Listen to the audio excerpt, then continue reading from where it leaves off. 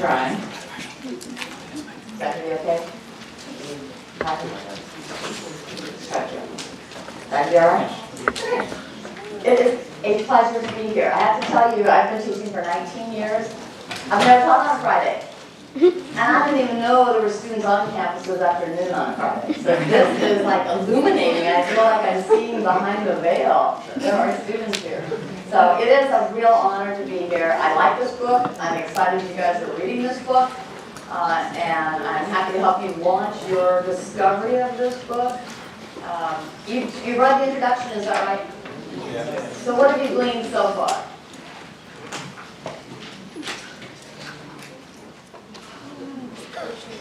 You got so quiet. Yes. That curiosity is an important aspect in innovation. Okay, so you need to be curious. Are you a curious person by nature? Anybody in here? Are you curious by nature?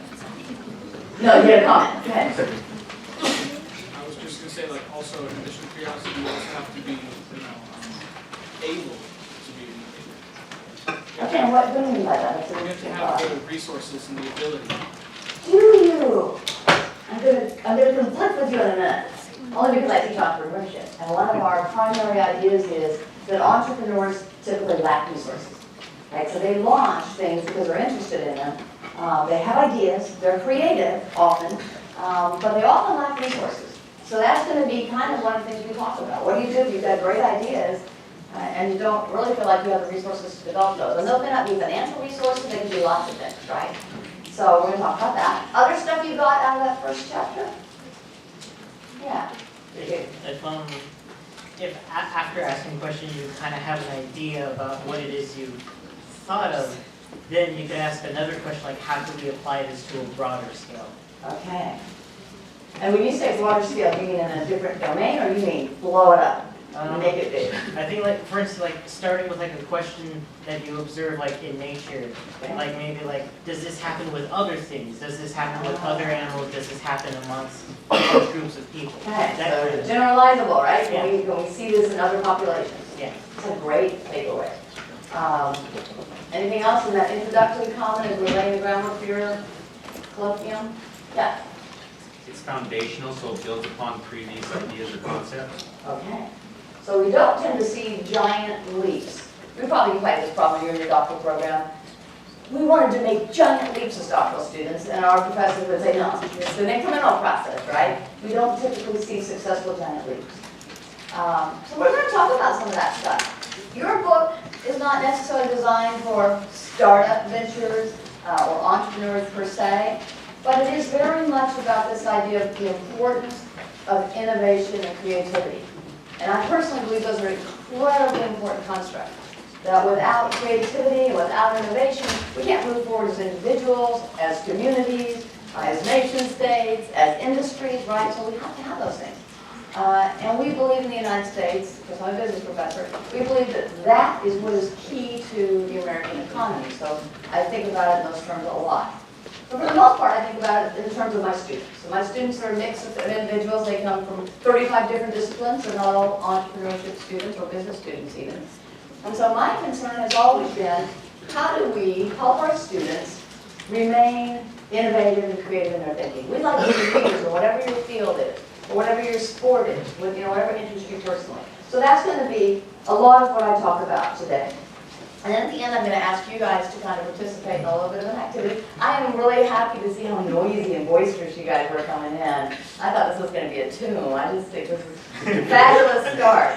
Fabulous start. I learned this for you guys. I spent the whole morning on this tool, and my grad student came in and she kept going, can't stop it, go back to PowerPoint, go back to PowerPoint. No, well, not all the stops for people that come to class at 3 on a Friday afternoon. So this is your book, the first chapter of the book. This is what I get to talk about, right? Just this very first premise. That sounds like you've, 6 or 7 premises about where good ideas come from. And the first one is the one that I get to do, and that's this idea that sometimes ideas collide. And it's those collision of ideas or experiences that often lead to innovations. And so that's what this chapter turns out to be about. And this is what we're going to play with today, is if we can take some colliding ideas and come up with something new and innovative. Can you think of examples of that? Industries or individuals who use things that, ideas that aren't necessarily compatible, and come up with new inventions, things that we use. Yes? The Art Science Center at UCLA. Oh, shame on you. I think you should get a demerit for UCLA. But you're right, art side, right? So I'm going to spin that back to CSUSB. Last year we had a competition in our business school. It's a pitch competition, kind of like Shark Tank. And I had a woman in my class in exploring entrepreneurship. And she had graduate degrees in art and in science. And she said, I really want to put together a summer camp for kids so they can understand that those two things need to be conjoined. And I said, oh my gosh, that's Steve Jobs, right? I mean, that's what Steve Jobs said. We have to couple art with science, right? There needs to be something aesthetically pleasing about some of the technology we're producing. She came out second in that competition. And it was because the judges were convinced of that same thing, that kids need to be combining ideas. And that is a big idea, right? We need to be conjoining ideas and innovative in new ways. So great example. Other examples. It's kind of a tough task, so I'm not going to start out with too tough a task. But at the end of the class, we're going to see if we can't do that ourselves. Conjoin some ideas. I happened to be at a meeting this morning, and the faculty were talking about, well, I brought up this trip to the McDonald's place. You know that McDonald's museum in town? I'm like dying to go to that. I've never been. Really want to go. And one of the guys in that committee, he's 1 degree of separation. He's like Kevin Bacon, right? He's connected to everyone. And I said, you wouldn't know the guy that did Wahoo Taco, would you? Of course he does, right? He knows the guy that started Wahoo Taco. But he started into the story of Wahoo Taco. You guys eaten there? Ah, that's my first stop when I came to California. I said, I got off the plane and I said, Wahoo Taco near me. That was my very first place. And the reason was I was using a textbook back home. I moved here from Kansas. And we had a case study on Wahoo Taco. And I was just fascinated because it was young entrepreneurs. But that story is the story of a young man who's in engineering school at San Diego State University. And he goes to Mexico because he's big into one of those water sports. So he goes to Mexico to do his water sport. And he discovers street tacos. And he said, man, I just love this. I'm going to come back to Southern California, drop out of school, and do this street taco gig. And he did. And now there are 24 Wahoo Tacos. His brothers went up northern California, both got degrees, one in medicine and one in law. They both are now part of the Wahoo Taco experience. You guys have to go have this experience.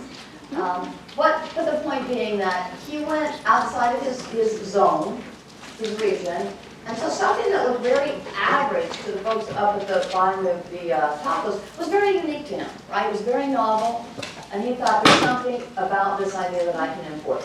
So Starbucks would be another good example, right? If somebody who said, Americans are buying cups of coffee at the Quick Trip. When I grew up, we had percolating coffee things. It was kind of nice. You got up in the morning, you could hear the water percolating, and it smelled fabulous. And he said, I'm going to import the idea that coffee should be a social thing, right? We should be in a social setting, enjoying coffee differently. And that's really what the premise of this chapter is about. It's about coupling of ideas, trying to invent or better things by taking things that are not always apparently connected and pulling them together. Yeah, you guys got to hold your fingers on all of these. So I put a couple of comments in my slides that come directly from this first chapter. Things that I thought would make really good discussion points. And so one of the comments was that the adjacent possible is a kind of shadow feature, right? Hovering on the edges of the present state of things, a map of all the ways in which the present can reinvent itself. I like that idea. I like the idea that this world that you guys are going into and stepping into when you step out of college is full of opportunities. I remember my son saying to me once, your generation has fixed all the problems. Well, it didn't really work that way, right? But he told that maybe 4 years ago. My generation had fixed all the problems. We didn't have racism anymore. We didn't have pay inequalities anymore. We didn't have filthy air, right? He thought we took care of all that. Well, we didn't. And I guess the good news is there's still work left to be done, which means there's still ideas to be invented. There are still ways that you each individually can have tremendous impact socially and culturally and economically. And I think this book is such a great starting point to begin thinking about how these things can affect you in your future. So what do you think about that shadow future? What's it going to look like? There's my son now. You love it. He's not working home. What's the shadow? He's 26 too. It really makes me happy. What's the shadow future look like to you guys? What remains to be done? I don't know how to do that. And it's decline. There you go. Better education systems. Better education systems. What's the educational future going to look like? Possibly combining all of the education systems all around the world, possibly, so that everyone is learning the same kind of things, instead of one group of people being forward and one group of people being behind. So you think we need to reduce the gap in education? Maybe that's because of more uniformity? Okay, so uniformity is an idea that we think about when we're thinking about creativity and innovation, actually. Right? That seems kind of like oxymoron, right, to think about uniform creativity, but you're right? One of the advances that we could make is closing some gaps, and so one was maybe the education gap. Okay, that may be a challenge for you guys. Anybody in here an education major? You are? What are you going to teach? Well, I'm a liberal studies major. I want to teach almost anything. I really want to do middle school, but I'm going to take whatever I can do. Oh, middle school, they're a joy. Yes, middle school will be good. They're fun. They're kind of wild. You get one, there you are. They will derail you, but they're fun. I'm ready. Okay, so you have the challenge. I was an education major for one semester, and I proposed some activity where we literally went out and hugged a tree. It was based on a book, and I got such flack because my teacher said we don't teach that way. Happily, I'm in entrepreneurship where we teach exactly that way, right? We do experiential things all the time. So I think education is already evolving and changing, but you're absolutely right, that gap exists. Okay? Other things you guys are going to be working on. Anybody in here in kinesiology? What kind of stuff are you guys going to work on in your field? Well, I haven't really thought about that much, but I suppose you could work on better ways to enhance the speed of recovery. Fabulous answer. Speed of recovery. I injured my knee a couple weeks ago. I haven't stayed off of it. It's slow to recover, right? And so I think that's a really important point. Now for me, it's not such a horrible thing. I do like to do 10,000 steps a day, so it's kind of a thing. But there are people where that is a significant thing, right? Recovery time. Older people, it can feel, it's a very slow process. Did you say you're also in kinesiology? This way? Oh, you did. What do you think you would work on? Recovery, rehab, prevention for Okay. injuries. So injury prevention. So these are areas that you could work on. This chapter started off with, right, with a medical case, the baby incubator. We have fabulous work in that area. I almost brought videos on that. My own son was 3 pounds, 6 ounces when he was born. So I understand low birth weight babies and what a big deal that is because of survival rate in the United States. That's fairly recently. It's been a real challenge. So there's a lot to be done in the medical field. So we've got lots of work to do, and one of the ways we're going to do that is by being increasingly innovative in our thinking. So this shadow future that's out there hovering has tremendous opportunities. I hope in your professional life, whatever field you're in, that you do begin thinking about this question right now. What is it that my field needs that I can perhaps impact in my career? You begin with that question, you're going to take yourself in different directions. And hopefully you will start coupling things, maybe not as trite as Wahoo Taco, but you'll start coupling things together, innovative ideas. I'm going to talk just very briefly about myself. You're lucky enough to be in one of my classes. It'll be like the very first lecture because we're business students, right? And they want to know where I come from. Here you really don't need to know a lot about my business background, but you should know where I come from in terms of this topic area because I do have sort of my own personal slant. So I am a serial business starter. I love starting businesses. I love the creative process. And every business I have started has generally had what this chapter talks about. It's generally been a bunch of influences in my life coming together and me thinking, that's where I ought to go with that. That's where I can participate in a business opportunity, so I can also do something that I have tremendous joy in. My grad student would hate how tiny that slide is, I apologize. But so these are my private collection of things that I have started and done. That one over here is my love of my life right now. It's on the left-hand side, it's a dog kennel in Kansas City. I love it. It's dog daycare, boarding, grooming. It's fabulous. I didn't actually invent that business. I bought it as an existing business. So I'm going to kind of slip onward and talk about some of the other things. The second thing in the middle is just a Shopify site. It's a drop shipping site. I created that for my students because I have a Shopify club on campus. But that thing I think is very reflective of values. The decisions I make in that storefront are reflective of the things that I wanted to combine. So what I wanted to combine was street fashion from LA with whatever's available in dropshipping, right? But really with a bunch of product categories.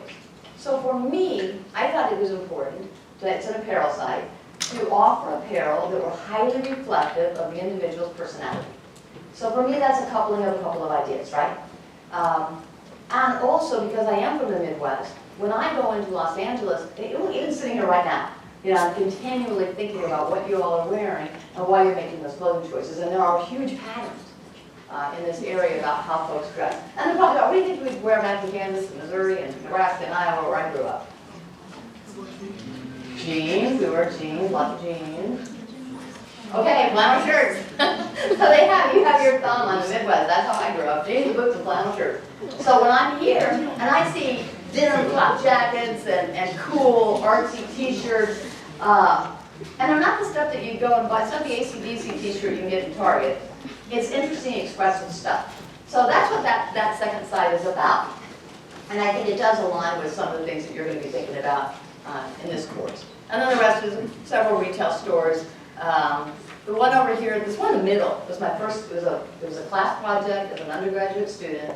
It's a British gift shop. And it was very much, I love British stuff. You know, my first dog was a West Highland Terrier, my first car was an MG Midget. I mean, everything in my life was just, I just love British stuff. Who knows why, that's just my aesthetic. So I think we do a couple things, and you see it in retail all the time.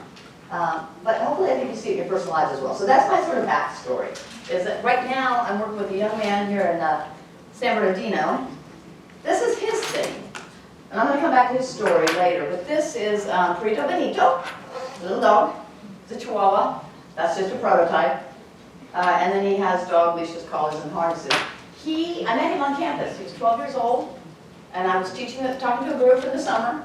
I had talked to 300 little guys.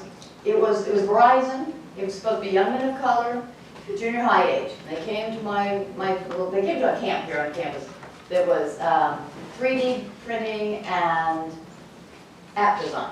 And the very last day of that thing, I get to come in and talk for half the morning on entrepreneurship. And I'm leaving, and this little guy taps me, and he says, "Do you need an assistant?" So sweet. And I said, "No, but if you want to start a business, I'll help you." And so that young man and I have met. We met almost every Monday afternoon at 4 o'clock at McDonald's. Smiley Cup's a little sketchy, and we found over to Del Taco.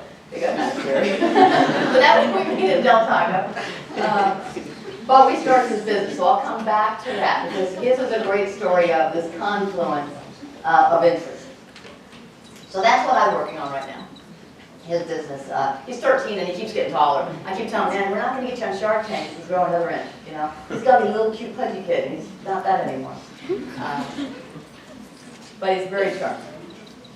So my lecture today, I think you could have had a professor from any other discipline. They might have taken this a whole bunch of different ways, right? I think a biology professor would have done some fascinating stuff with this chapter. Kinesiology would have done some great stuff. Social work would have done great stuff. Criminal justice would have done great stuff. You got me. I'm entrepreneurship. So everything I'm going to talk about is how I look at this topic through my particular lens. And everything I look at really is about pursuit of opportunity. So in entrepreneurship, we define entrepreneurship as the pursuit of opportunity without regard to the resources controlled, meaning You launch when you don't have money. You launch when you're not a web designer, you're not an IT person, but you've got an idea. And we see that repeatedly. And usually those are the people. Well, I always use those schools that have engineering departments because we can bring those engineering students over and help us. But I don't have that. What I have are students who are very creative and recognize that they can bring an engineer on board if they need to, right? So I have a brother-in-law who, he was running a nonprofit, and he woke up one night, this is like 1995, and he wanted to do something with e-commerce. So 95 was the year I launched my first e-commerce website. It was the year that Amazon launched. Were you guys born in 95? Man, they're not even born in 95. My son's born in 92, so he's on the cusp of that. But he said, I think people are going to sell stuff on this internet. And we didn't know. I mean, I didn't know how to run the internet. You clicked on something, and then I didn't know where you went after that. It was like waking up in a foreign country in a black hole and walking out and thinking, now where? Right? You don't recognize the smells, you don't recognize the taste, you don't know the landscape. That's how the internet was. It was just so unbounded, and none of us really had a plan for it. But my brother-in-law, running this nonprofit, has nothing to do with technology, is not a tech guy, says, I'm going to create a platform for selling stuff online, and he did. He hired people who he could put that idea out there. And he had a business called Storefront. Sad in 2008, it like meaning wiped out over accounts receivable. But he had a great, great idea, and it was highly successful because he came up with this idea that we have a space where business can take place, a terrain that's not occurring, and we have this new breed of individual who understands computer science in ways that we haven't in the past. So he pulled those together. This young woman is a former student of mine. Actually, her husband's a student of mine, and I was teaching a summer class, and it was you write a business plan in 8 weeks. And he said, my wife just graduated with her associate's degree in textiles and fashion, and she'd like to sit in our class. I don't know, there's no administrators around in the summer, so I thought she probably could, and so she did, welcome to school.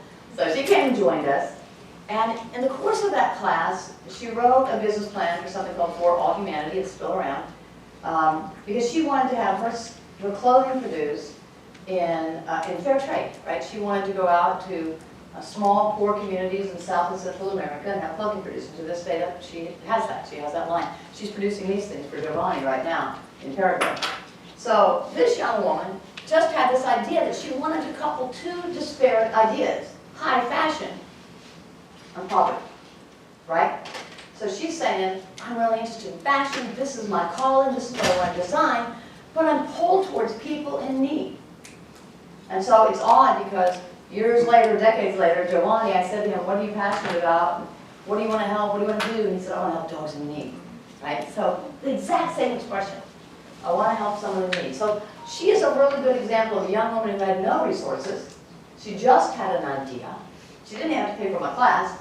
She finagled her way in, and she started. And right now, what she does now for a living is she's what she calls a sustainability expert. She goes around and helps businesses figure out how to access producers in these poorer communities for their products. That's what she does now. I hope some of this is remotely related to your topic. Is it remotely? Okay. The next thing I want to talk about, and I should have enlarged that, I apologize, is the whys of what you're studying and how that links back to my field.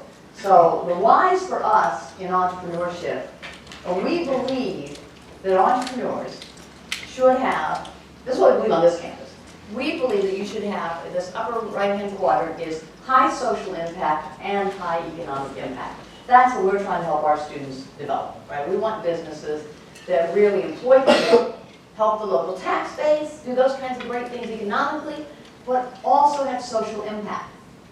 So when I first started here, I started here in 2014. I came for a couple years, I left for a couple years, and I came back. But I went to lunch in the first month I was here in 2014 with the dean and the associate dean. And the associate dean said, what are you doing in your class? And I told him this story about popcorn. Because back home, popcorn's a big industry, ag's a big deal. And we're doing this project in my class using popcorn. And the associate dean looks at me and said, I'm just thinking you might work on something more along the lines of YouTube.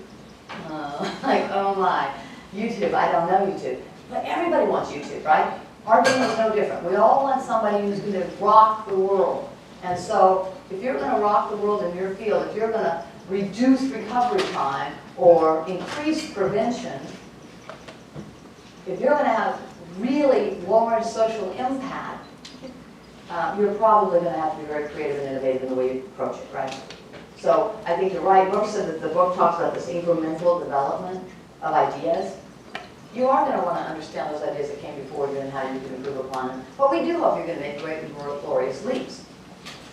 So that's one point. Is that we need to impact the social and economic and potentially cultural, right? The next point is the, oh no. There's what we're going. Sorry, I went to the wrong room. Okay, the next point I want to make is actually from your book. It's the Apollo example. Why did this chapter talk about Apollo 13? What was the big story there? Now, if somebody tells me the story, I'll go back to my master's class and not reading and tell them that you knew. Yes?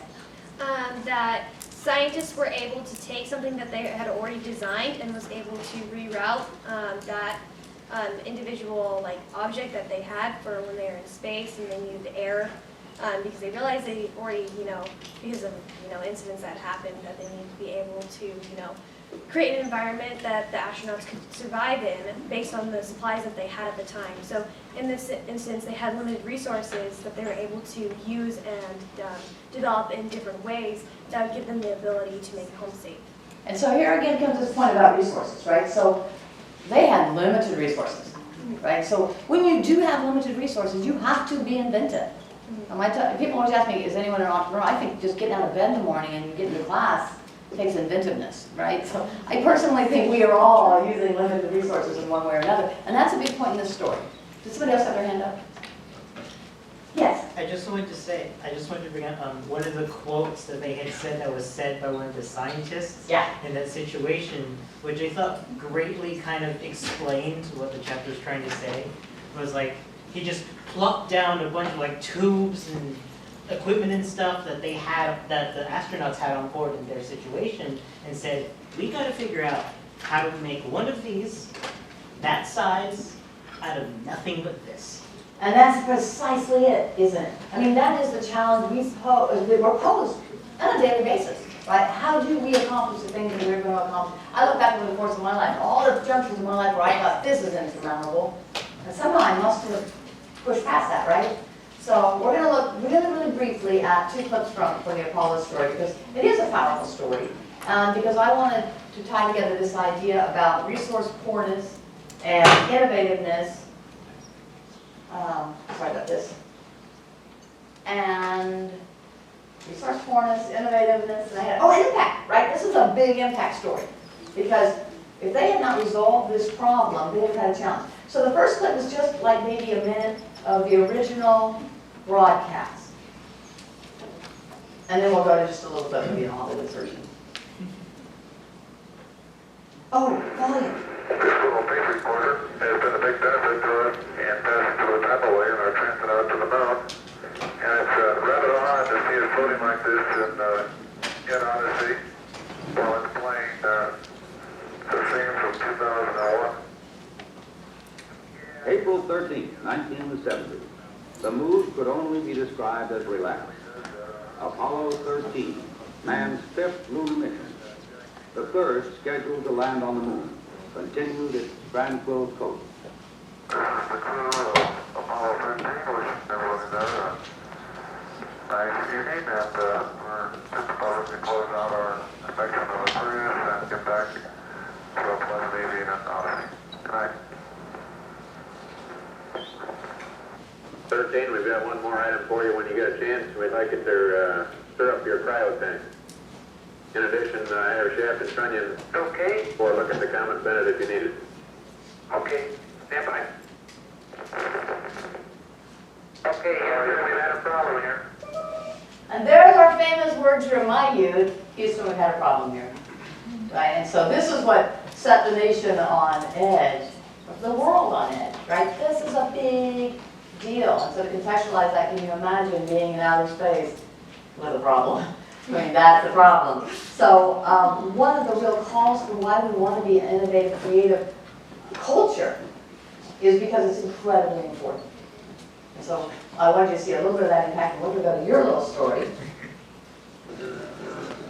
Just a little more. It's fine. We have a situation brewing with the carbon dioxide. We had a CO2 filter problem on the lunar module. 5 filters on the limb. We come in for 2 guys for a day and a half. So I told the doctor, they're already up to 8 on the gauges. Anything over 15, you get impaired judgment, blackouts, the beginnings of brain asphyxia. About the scrubbers on the command module. They take square cartridges. The ones on the limb are round. Tell me this isn't a government operation. It just isn't a contingency we remotely looked at. Those CO2 levels are going to be getting toxic. Well, I suggest you gentlemen invent a way to put a square peg in a round hole. Rapidly. Okay, people, listen up. People upstairs, Canada dismissed one, and we gotta come through. We gotta find a way to make this fit into the hole for this, using nothing but that. Let's get it organized. Okay, let's build a filter. Better get some coffee. Deadly CO2 gas is literally poisoning the astronauts with every breath in and Heads out. up, heads up.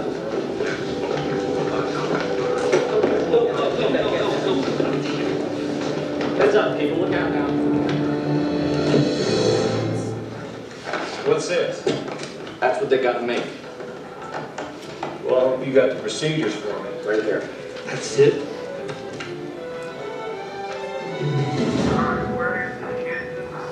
You got a flight plan up there? Affirmative, Andy. Jack's got one right here. Okay, we have an unusual procedure for you here. Rip the cover off. Why don't you rip the cover off the flight plan?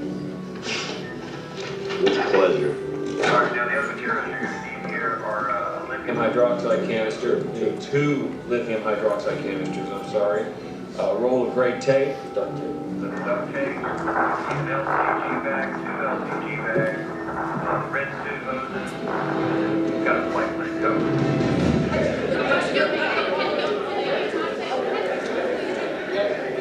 What about their level of carbon dioxide? It's climbing.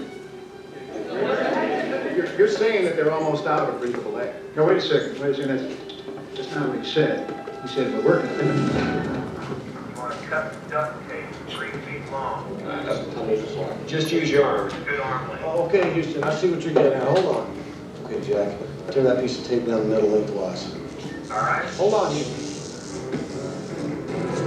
While the astronauts appear to have enough oxygen to keep them alive, one thing they have too much of is carbon dioxide. With each breath, the 3 men expel more of the poisonous gas into the lunar module cockpit, and the scrubbers intended to keep the atmosphere breathable are quickly becoming saturated. Shit, I tore it. Shit. Houston, what do we do if we rip the bag? Can we tape it? I just tore the bag. Stand by. What you don't do? One more back. But they've still got a long way to come, and they are now working on their backup facilities, their emergency facilities, and the problem is, if anything more goes wrong, they're in real trouble.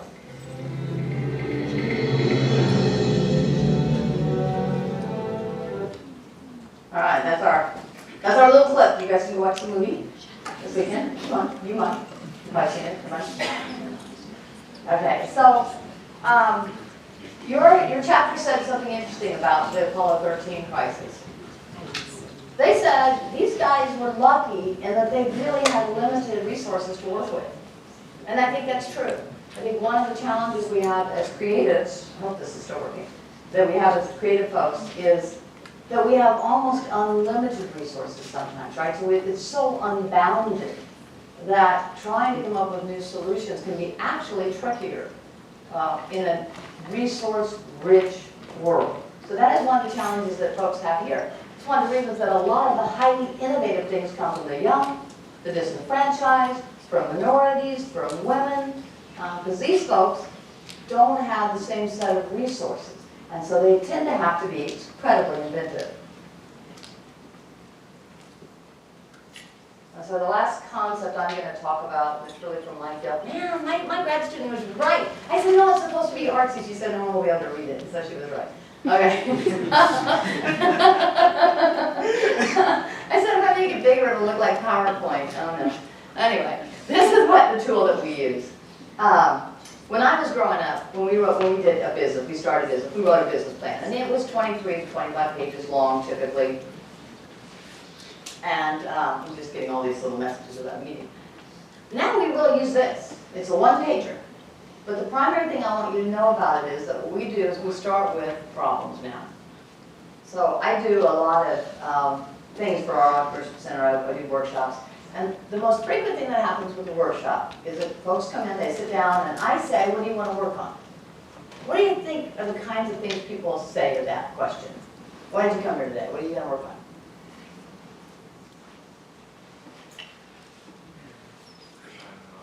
What? I don't know. Oh, I would love that. I don't know is such a nice unbounded thing, but no, it's usually far more specific. If you took an entrepreneurship class and you had to do a class project, what would you work on?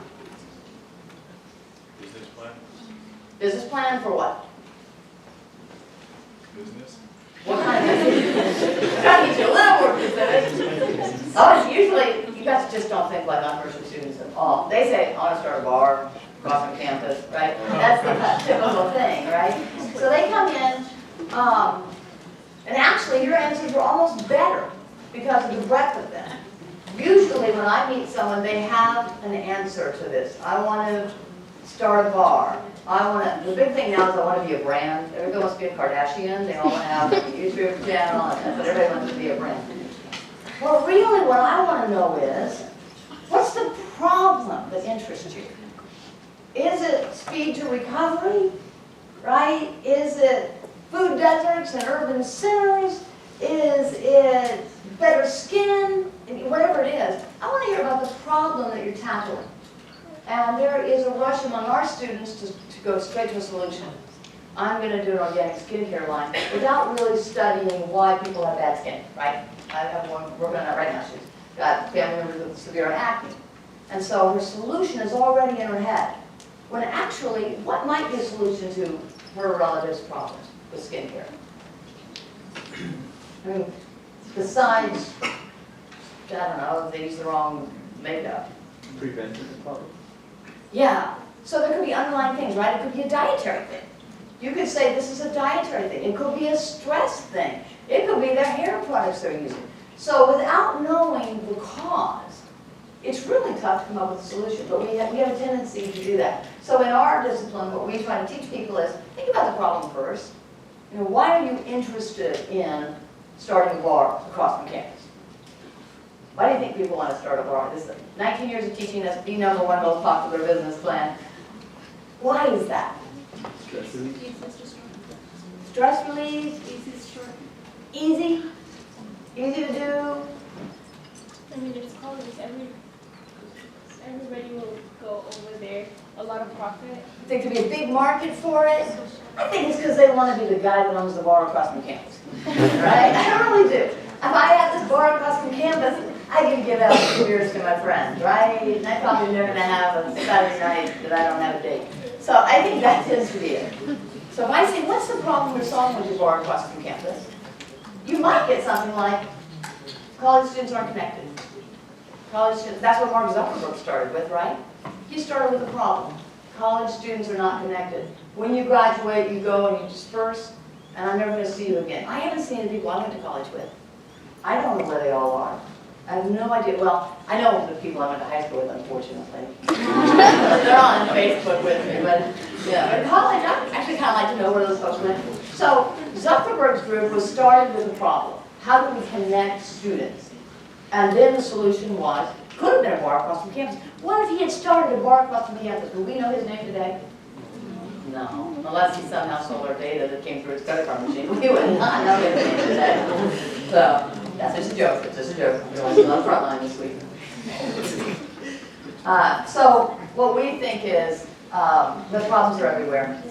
That they're out there. There's a rich array of them. And if you want to turn that into a more positive statement, opportunities are everywhere. They're all around you, and you're going to have fabulous lives. I am going to, in the interest of your time, probably show you one more little snippet. It's my very favorite TED Talk. It's not my number 2 favorite TED Talk. It's the one that applies to you guys. So I'm going to have you look at this gal. It's a nice story of an individual. She's a creative type, obviously. She's an artist. So maybe her mind is more accustomed to thinking creatively than, say, mine is. But she starts out the story with a point in her life when she lacks certain resources, and you'll see where that takes her professionally and personally. So I think you will like this story. Oh, I had to put in a new slide because I couldn't get it to attach to this slide. So we have to go to another room. This took ingenuity on my part. I have no business using technology in the classroom.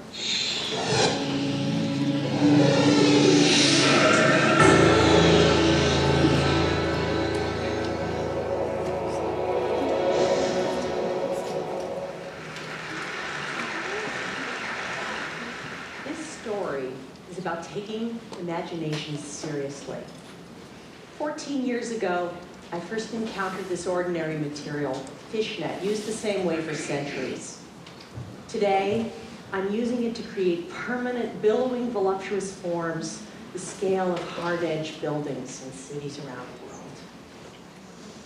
I was an unlikely person to be doing this. I never studied sculpture, engineering, or architecture. In fact, after college, I applied to 7 art schools and was rejected by all 7. I went off on my own to become an artist, and I painted for 10 years when I was offered a Fulbright to India. Promising to give exhibitions of paintings, I shipped my paints and arrived in Mahabalipuram. The deadline for the show arrived. My paints didn't. I had to do something. This fishing village was famous for sculpture, so I tried bronze casting. But to make large forms was too heavy and expensive. I went for a walk on the beach, watching the fishermen bundle their nets into mounds on the sand. I'd seen it every day, but this time I saw it differently. A new approach to sculpture, a way to make volumetric form without heavy, solid materials. My first satisfying sculpture was made in collaboration with these fishermen. It's a self-portrait titled Wide Hips. We hoisted them on poles to photograph. I discovered their soft surfaces revealed every ripple of wind in constantly changing patterns. I was mesmerized. I continued studying craft traditions and collaborating with artisans, next in Lithuania with lace makers. I liked the fine detail it gave my work, but I wanted to make them larger, to shift from being an object you look at to something you could get lost in. Returning to India to work with those fishermen, we made a net of 1.5 million hand-tied knots. Installed briefly in Madrid, thousands of people saw it, and one of them was the urbanist Manuel Sola Morales, who was redesigning the waterfront in Porto, Portugal. He asked if I could build this as a permanent piece for the city. I didn't know if I could do that and preserve my art.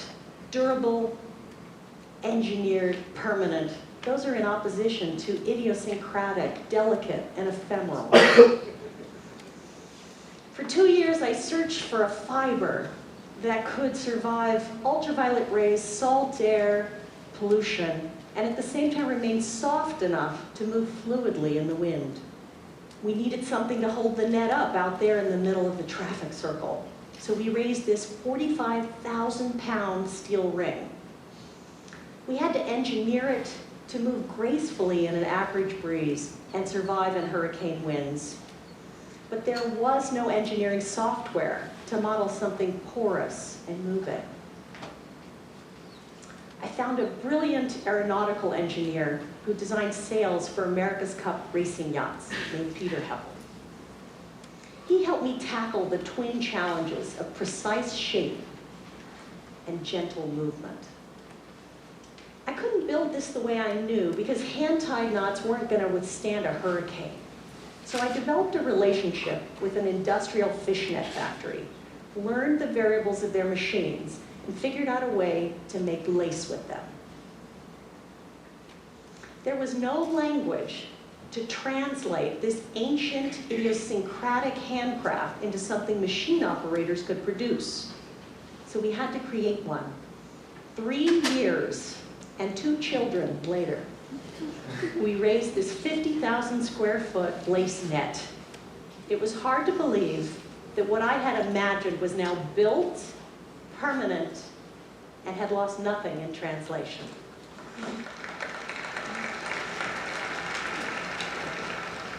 This intersection had been bland and anonymous.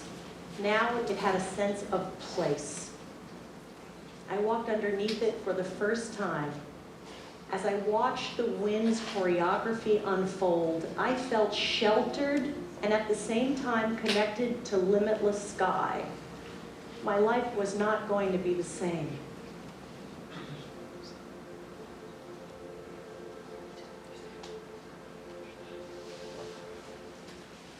I want to create these oases of sculpture in spaces of cities around the world.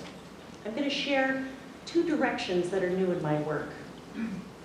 Historic Philadelphia City Hall. Its plaza, I felt, needed a material for sculpture that was lighter than netting. So we experimented with tiny atomized water particles to create a dry mist that is shaped by the wind. And in testing, discovered it can be shaped by people who can interact and move through it without getting wet. I'm using this sculpture material to trace the paths of subway trains above ground in real time, like an X-ray of the city's circulatory system unfolding. Next challenge, the Biennial of the Americas in Denver asked, could I represent the 35 nations of the Western Hemisphere and their interconnectedness in a sculpture? I didn't know where to begin, but I said yes. I read about the recent earthquake in Chile and the tsunami that rippled across the entire Pacific Ocean. It shifted the Earth's tectonic plates, sped up the planet's rotation, and literally shortened the length of the day. So I contacted NOAA, and I asked if they'd share their data on the tsunami, and translated it into this. Its title, 1.26, refers to the number of microseconds that the Earth's day was shortened. I couldn't build this with a steel ring the way I knew. Its shape was too complex now. So I replaced the metal armature with a soft, fine mesh of a fiber 15 times stronger than steel. The sculpture could now be entirely soft, which made it so light it could tie into existing buildings, literally becoming part of the fabric of the city.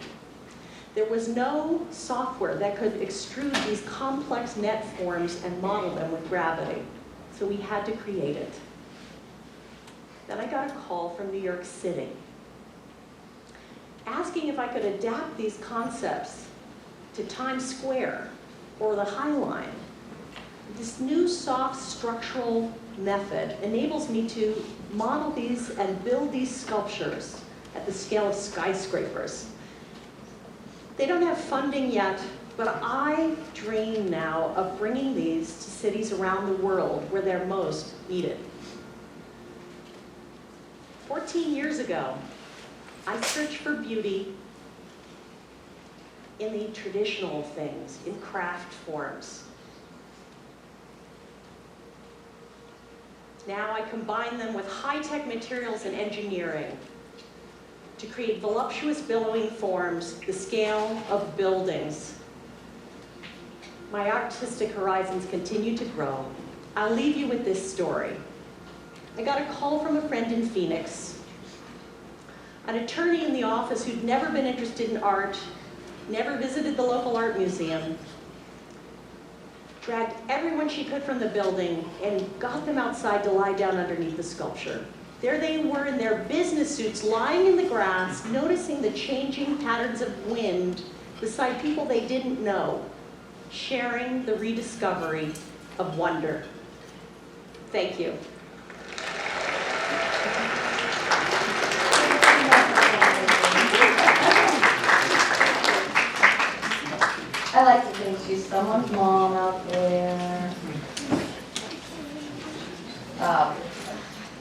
going to leave you with the story of Giovanni.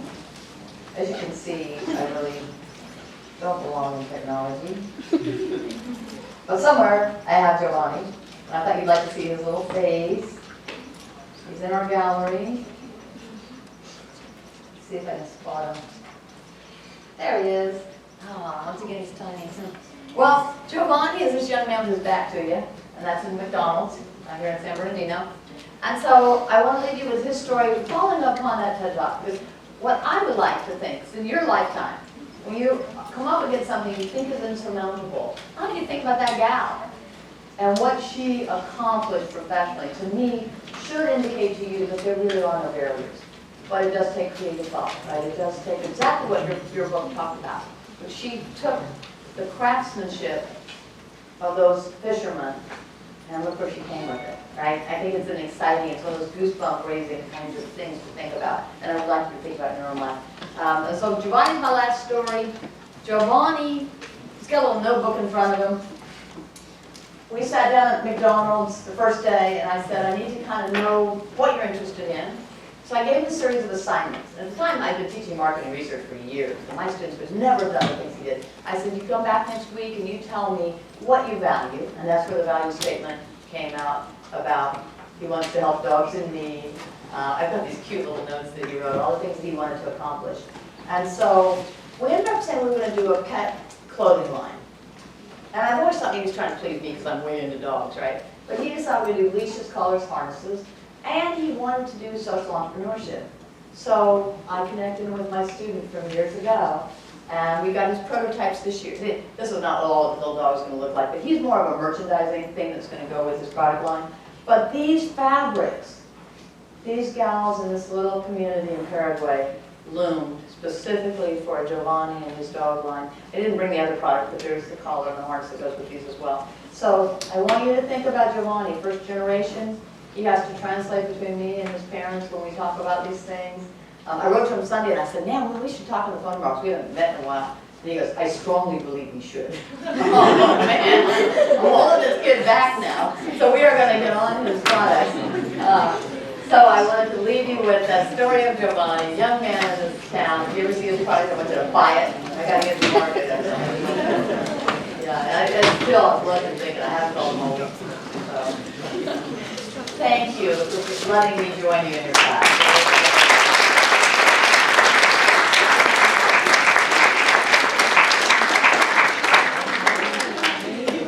Thank you, Dr. Pryor, for talking to us about that. I think it was terrific. I think one of the big takeaways I got from that was the way we can put together things that had never been put together before. Yeah. And perhaps that is where we can start to see innovation. Okay, help me thank Dr. Pryor again.